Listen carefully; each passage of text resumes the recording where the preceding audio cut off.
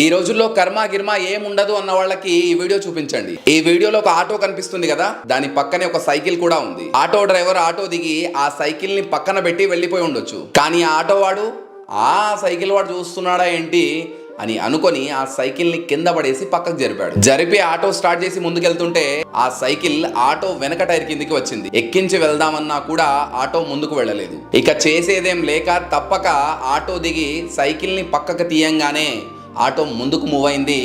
వేగంగా చెట్లలోకి దూసుకుపోయి పెద్ద గుంతలో పడిపోయింది. సైకిల్ ని మర్యాదగా పక్కకు తీసి ఉంటే ఇంత నష్టం జరిగేదా? నన్నెవడు చూస్తాడులే అని చెడు చేసుకుంటూ పోదాం అనుకున్నాడు.